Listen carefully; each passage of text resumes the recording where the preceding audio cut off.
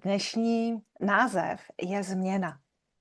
A podíváme se na změnu, kdy jako máme pocit, že už bychom mohli udělat něco jinak, ale těsně před tím posledním krokem se zase vrátíme zpátky.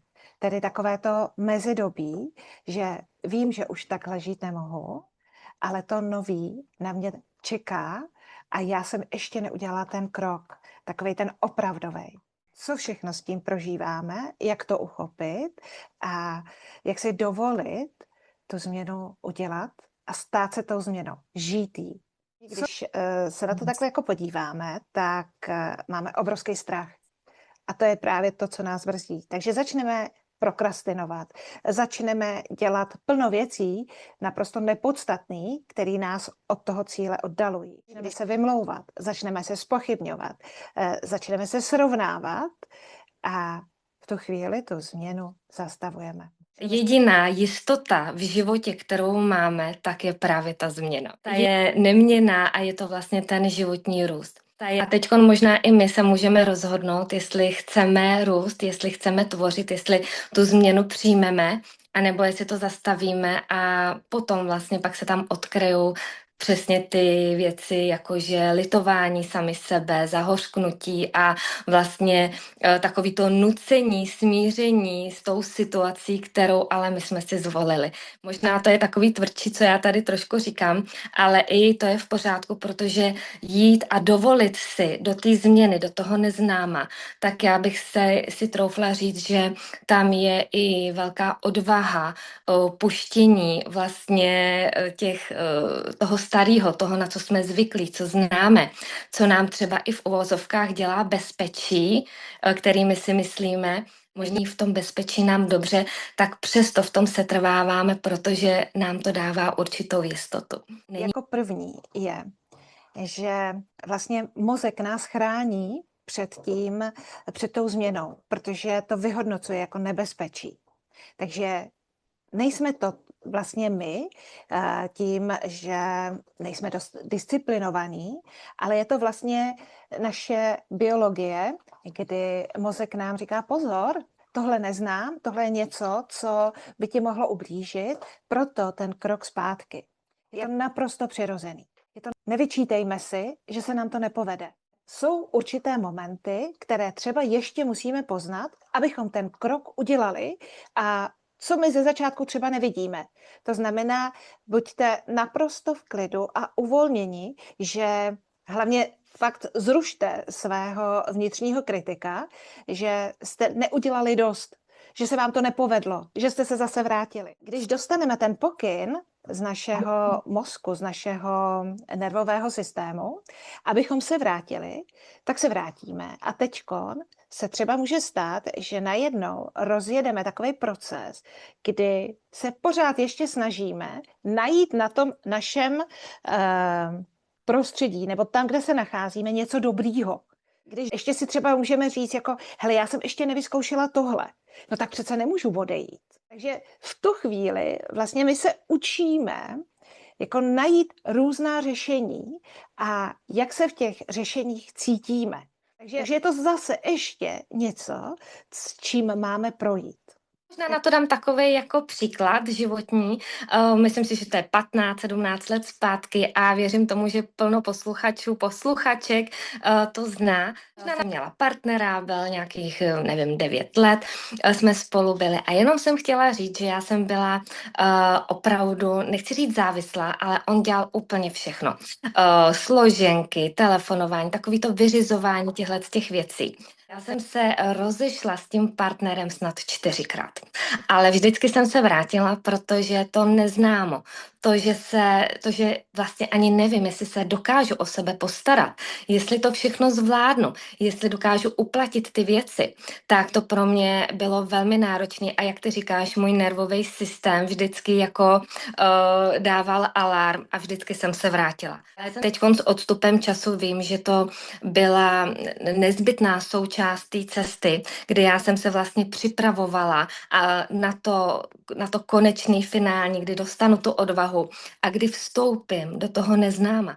A vlastně ono to neznámo není nic jiného než nic. a to, že se z toho nic učím. Ale my pak vlastně zjistíme, že tam začneme získávat ty naše dary. To, že najednou vlastně, intuice, začneme vymýšlet, začnou nám chodit věci do cesty. Ale naprosto chápu, že někdo se vrací k partnerovi několikrát a myslím si s odstupem času, že to je nezbytnou součástí, kdy my se připravujeme na ten finální krok. Ale vždycky, když jsem šla do té změny, tak jsem se vždycky dotkla toho prázdna, toho takového jako kdyby nultýho bodu, toho neznáma a od čeho my se vlastně jako dokážeme odpíchnout. My tu změnu vidíme jako obrovskou záležitost. Něco, co vlastně jako nás úplně změní a toho my se bojíme. Je fajn vlastně jít krok po kroku. Tu změnu si rozkouskovat a také i se na tu změnu podívat, jestli vlastně to, jak to vidím, jestli to doopravdy tak velký je. A kým se stanu, když bych to udělala takhle naráz? A kým se stanu, když půjdu pomalými kroky? Není potřeba okamžitě jako bourat vztahy, odcházet, ale zrovna tak ani nezůstávat, ale vlastně postupně si dovolit malými krůčky provádět něco jinak. Protože změna se nikdy neprovede, když zůstaneme na tom stejném místě. Je potřeba tam opravdu tu akci dát. Ty jsi tam řekla jednu velmi zajímavou věc a to je to nic. Je toho, čeho se neuvěřitelně bojíme. Protože jako, co jako nic? Co jako ticho, jako klid, jako tam fakt jako nic nebude? Kolik myšlenek nám projde hlavou přes ten den? My neumíme být v tom klidu, my neumíme být sami se sebou a nic, to je obrovský strašák. A tam pak i jako ta hlava, ten mozek a všechno dokáže vymyslet miliardu příběhů, ale většinou ty příběhy nejsou pozitivní. Vůbec, když třeba se sebou nepracujeme, neovládáme ten mozek, tak opravdu ten mozek nám začne chrlit, co se všechno může stát. A tam pak nastává taková ta odvaha, já to zvládnu. Možná já se dotknu i víry, ty cesty přijdou. Co mi má do toho života přijít, tak přijde. Já vím, že už se teď dotýkáme něčeho jako kdyby neuchopitelného, ale já jsem si tou cestou prošla a já kdybych byla úplný realista, který poslouchá pouze a jenom mysl, mozek, co servíruje, jaký příběhy vlastně říká, tak bych nikdy nevybudovala jedno podnikání, druhý podnikání, nikdy bych neodešla od toho partnera, nikdy bych neměla rodinu, nikdy bych neměla dům, nikdy bych neměla 2 úžasné děti a vlastně celý ten balíček, co nemusíme utíkat, nemusíme běhat sprint, můžeme jít úplně slimáčím tempem, ale důležitý je ten pohyb. Opravdu si přiznat, naslouchat sama sobě a už třeba když máme 40, 50, 70, tak už konečně jako si říct a já už tě konečně slyším, už ti konečně důvěřuji a už ti konečně pomůžu. Jít krůček po kroku, přiznat si to, být k sobě pravdivá, zveřejnit sama před sebou ty pocity. Jsem nešťastná, jsem unavená, vlastně mě to ani nebaví, vůbec mě to nenaplňuje. Kdo vlastně jsem, když jsem v tom vztahu a když jsem v této práci? Jak sama sebe cením? Vlastně dokážu se nějak ocenit, anebo si jim přiznám, já jsem nic, já jsem nula. Ale i v této fázi si myslím, že je strašně důležité si to přiznat, protože najednou my zjistíme, co v nás je, co my cítíme, protože to pravda není. My jsme jedineční, ale tohle, co v sobě máme, co je vlastně v tom podvědomí, a my takhle vlastně fungujeme a zacházíme se sebou celý život. A neříkám hned to měnit. Už tohle je změna. Podívat se na tu pracovní příležitost. Začít se ptát, třeba nemáš nějaký přivydělání nebo něco, nebo když chceme opustit to, nebo nejsme spokojení v partnerství, tak si koupím tu krásnou sukni. Tak udělám nějaký krok pro to, abych, když už nejsem spokojená v tom partnerství, no tak si začnu budovat ten nejkrásnější vztah sama se sebou. A si třeba první rtěnku, nebo boty nějaký pěkný, to je úplně jedno. A začít sledovat ty věci. A to jsou ty maličký krůčky. On ten mozek začne zase říkat, je to zbytečný, toto nedělej, nebudeš utrácet, jsi úplně taková, úplně všelijaká. A v tuhle chvíli je zapotřebí si zastavit a zase si říct, to je hlava, to je mysl, to je to, co nás chce chránit, ale to je taky to, co nechce, aby jsme se hýbali, co nechce tu změnu a co možná chce i ty jistoty a žít v tom neštěstí, v kterým nebo v té nespokojenosti, v kterém zrovna jsme. A já tvrdím, že to není ta pravá cesta. Já tvrdím, že ten mozek třeba říct, OK, jsi tady, ale já teď budu odvážná. A já k tomu ještě dodám, že vlastně tohleto, že my si jako řekneme, podíváme se na tu realitu, kde opravdu jsme, jak se cítíme, co nám dělá dobře, co prostě naopak už nás zdržuje, dává nás do smutku, tak to je vlastně ten první krok té změny. Druhým krokem je opravdu se ptát, jak mohu teď udělat něco jinak. Stačí jenom takovéhle otevřené otázky, které nečekejte hned na odpověď, ale oni vám něco přinesou. Můžete si i představit, že vlastně vy jste vystoupali teď nahoru. Opravdu jakoby na kopec, nahoru jako horu. Co všechno jste zvládli tím, že jste tam vystoupali? Takže podívejte se i to, co všechno už jste dokázali. Kam jste se posunuli. Že už nejste ta malá holka, malej kluk, ale že už jste něco vybudovali. Teďko, když jste na té hoře, na té špičce, tak se podívejte dolů. Protože dolů je sice nejdřív led, ale na konci je nádherné moře. Jsou tam ryby. Prostě láká vás to, že se můžete osvěžit, že můžete plavat. A to je právě to mezidobí, kdy tam na té hoře vlastně musíte udělat ten krok, abyste se spustili dolů. Vy nevíte, jak ten led půjde. A to je zase další, co vás rozhazuje, protože to nemáte pod kontrolou, protože nedovedete to spočítat. Nevíte, co se s vámi stane, jestli opravdu doletíte a jestli ta voda vás přijme. Ale to je obrovské koření. Je v tom taková živelnost, to, že to si to dovolíte, žijete. I když skočíte a nebude se vám tam líbit, tak můžete skočit zase ještě dál. Nic není neměnného. A ani to, že jste se špatně rozhodli.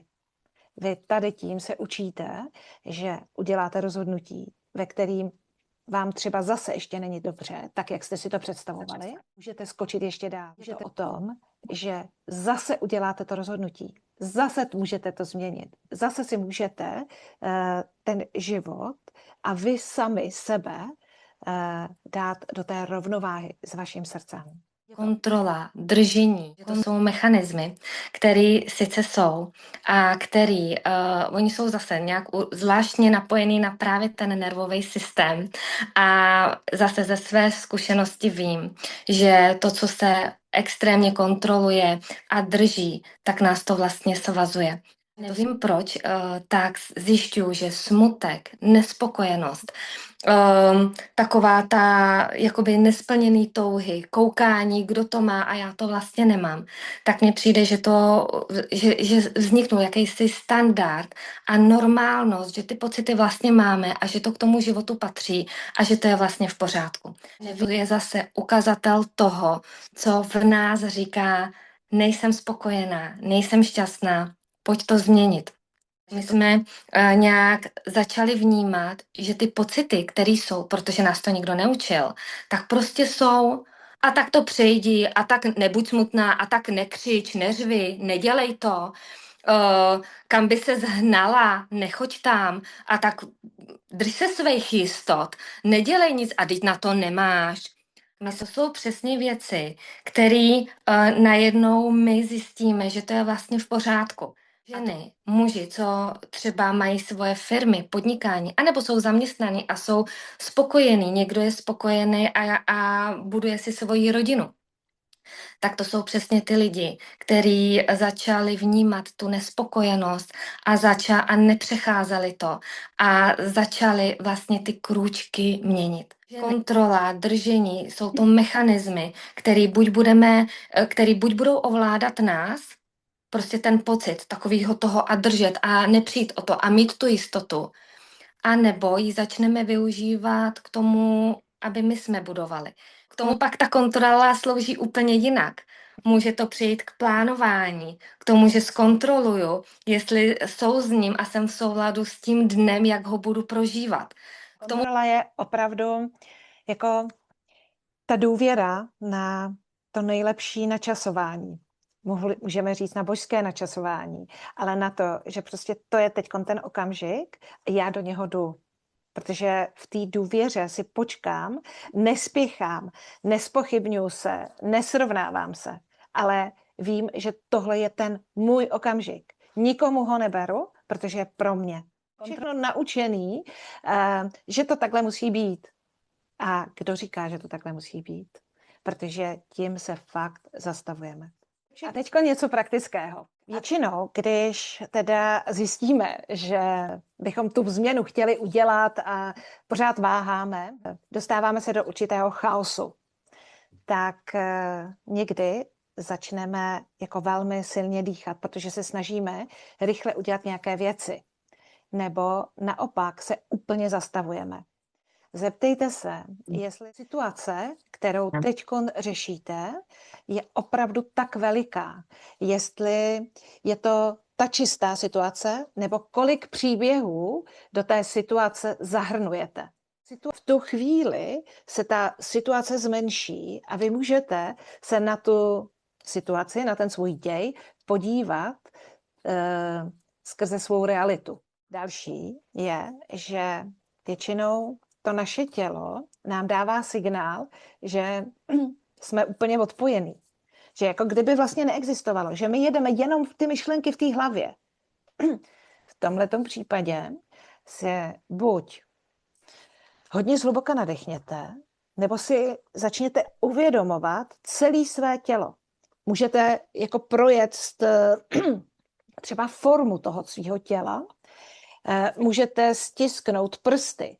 Tím se začínáte uzemňovat a vracet se do svého těla. A potom si klidně můžete ještě říct, buď jak se to zlepší, co mám vědět, co mi pomůže ke změně, ke klidu, tak abych opravdu v té důvěře udělala ten první krok.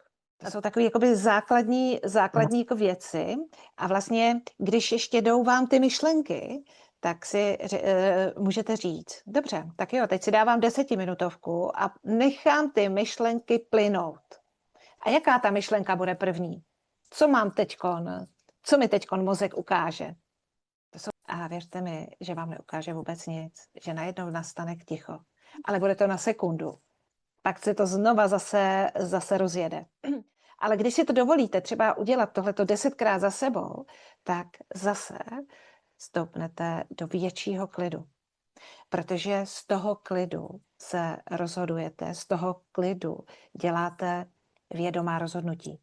A za to stojí. Co se týče tématu změny, že bychom mohli pokračovat na všech úrovních, protože to je změna vztahu k sobě, změna v partnerství, změna, a třeba pojďme říct, změna rovná se růst, pohyb, prostě tvoření.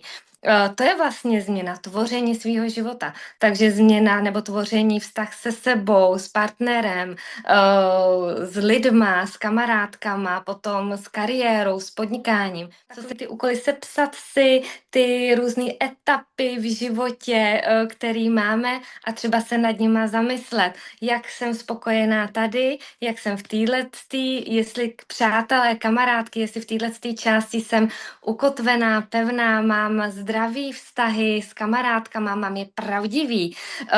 Je to o tom, že si opravdu můžeme říct věci do hloubky, může tam být otevřena. A tadyhle vlastně odkrýváme primárně vztah sami se sebou a pravdivosti k sobě. Pravda, přiznat si, jak to vlastně je, tak někdy bolí. A ne úplně málo, protože my vlastně můžeme někdy i zjistit, že celý život, nechci říkat lžeme, ale zakrýváme něco, protože nechceme třeba i cítit určitý věci. Řekla jsi přesně, nejdůležitější vztah je vztah nás se sebou. Poznat se, jaký doopravdy jsme. Jenom jsem vám chtěla říct, nebojte se poznávat, protože není to tak strašný, jak si to myslíte. Je to zase nějaká ochrana vašeho mozku, který vás jako drží zpátky, který vás vypíná, protože co kdybyste se o sobě dozvěděli něco strašného, ale je to lež. Z toho, jak vy se cítíte, tak vlastně to vyzařujete a to přitahujete a díky tomu se můžete i posouvat. Třeba v té práci nebo ve vztahu s partnerem, když vám něco vadí, tak je samozřejmě se zeptat i, proč mi to vadí. Co je kus toho mého, na co se mám podívat v tom vztahu. Protože vždycky vy něco odrážíte, co vám ten druhý ukazuje, že můžete dělat jinak. Je to pouze informace. A to je velmi důležitý, protože zase díky tomu, že si řeknete, je to informace, se můžete na sebe podívat z jiného úhlu pohledu a můžete to vlastně přesměrovat. A nemusíte se bát, že je to něco děsivého. Je to pouze informace. Ty jsi tady řekla, že se můžeme o sobě dozvědět něco strašného, ošklivého a tak já k tomu řeknu, že každý v sobě cítíme třeba i část nenávisti, nebo i to závisti, nebo i lakomosti. To jsou věci, které nevím, kdo řekl, že jsou špatně. Opět to jsou pocity a oni nám ukazují nějaký nedostatek něčeho, co v sobě vlastně, co postrádáme. A zase z mé zkušenosti, co se dozvídám, tak vždycky postrádáme sami sebe, ten vztah sám se sebou. Sebeláska, ale možná i možná příští bychom mohli dát téma sebehodnota, protože ta sebehodnota, my ji můžeme jako pro každýho ta hodnota v životě, jak žijeme, je něco jiného. Ale ta pravá hodnota, která nás dá do klidu, do radosti a do takového toho šťastného života, je jedna jediná. Ale málo kdo o ní ví. A plno lidí si myslí, že ta hodnota je úplně něco jiného. A to možná může být příští téma. A budeme se na vás těšit. Mějte se krásně, Mějte se děkujeme krásně. vám a můžete nás i sledovat.